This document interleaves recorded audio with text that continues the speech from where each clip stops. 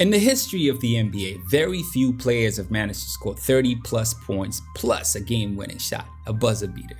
Michael Jordan, Kobe Bryant, Larry Bird, they've managed to do this 4 times. Gilbert Arenas, Agent Zero, Clyde Drexler, and now Phoenix Suns' Devin Booker have managed to do it 3 times. But before we get into that story about Devin Booker and the Phoenix Suns playing against the LA Clippers, let's jump to the Brooklyn Nets playing against the Bucks.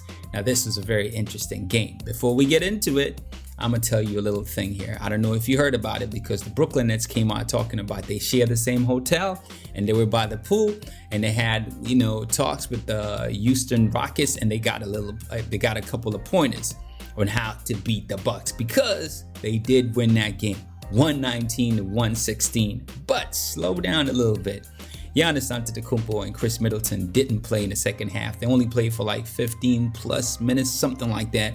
And plus Coach Bud was like, you know what? We are not playing for these games. We're playing for the finals. So they were not so into this game and all that. They're trying to rest their players. So we really don't know if the pointers worked or is it because Giannis and Chris Middleton didn't play in the second half.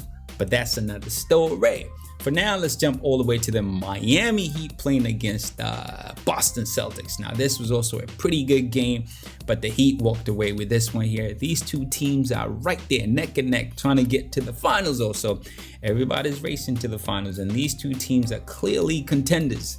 Clearly contenders. I would not be surprised to see the Heat in the finals or the Boston Celtics in the finals because that young tandem of Jaylen Brown and Jason Tatum, they're beginning to get real nice right now. The last game, I think both of them had 30 plus points. 30 plus points, I guess you could say 30 and 34 points. I don't know, but you understand what I'm trying to say. All right, let's keep moving all the way to the Rockets who are playing against the Blazers. Now, this is a really good game. I was especially excited for Melo because, I really want Melo to do really well. So the Blazers won this game 110 to 102, but crucial defensive play by Melo and then hitting that 3 almost at the very end of the game secured that win for them. So congratulations to the Blazers. Congratulations to Melo. I'm all for that. Unfortunately, I guess the Brooklyn Nets didn't have any pointers for the Houston Rockets on how to beat the Blazers. But that's another story. Anyway, let's get back to Devin Booker. Devin Booker going against the LA Clippers. Now, this was a very interesting match, and I really want to dive into this. First of all, both teams managed to play really well because the Phoenix Suns only turned the ball over 8 times. And then the Clippers turned it over only 10 times. This is pretty good considering the fact that, the Golden State Warriors, when they were dominating the league, they were turning the ball over like 16 times per game. This is ridiculous, right? So 10 and 8. Congratulations to the two teams right there. And Kawhi Leonard had 2 turnovers. Paul George didn't have anything. Zubac, I think he had the most for the Clippers. He had like 4 turnovers. But what really killed him were 3-pointers. The Clippers shot terribly from the 3-point line, behind the 3-point line. And they shot about 8 3-pointers. And the Phoenix Suns, I think about 17. That was a difference. And at the end, Devin Booker was just Devin Booker, unstoppable. Devin Booker was driving and Paul George was on him. Kawhi came, tried to stop 2 of them, double teamed him. He just turned around like Kobe and bang, drained it. And the Phoenix Suns won that game.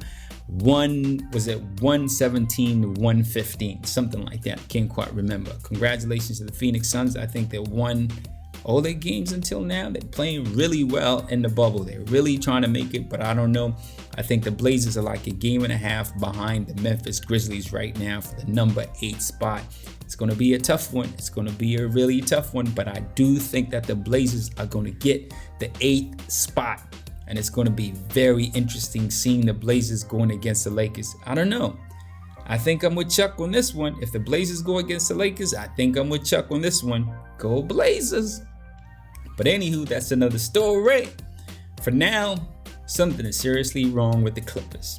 That's all I can say because they had everybody up in there except Montrez. Sweet chicken wings, Lou Williams was there. and they still lost this game. They didn't play a lot of minutes, but they still lost this game. All right, we'll get into that in another story, but that's that for today. I'm out of here. Peace. Hey, yo, make sure you forget to subscribe. Make sure you do that. And make sure you forget to hit that bell right there so you don't hear from me.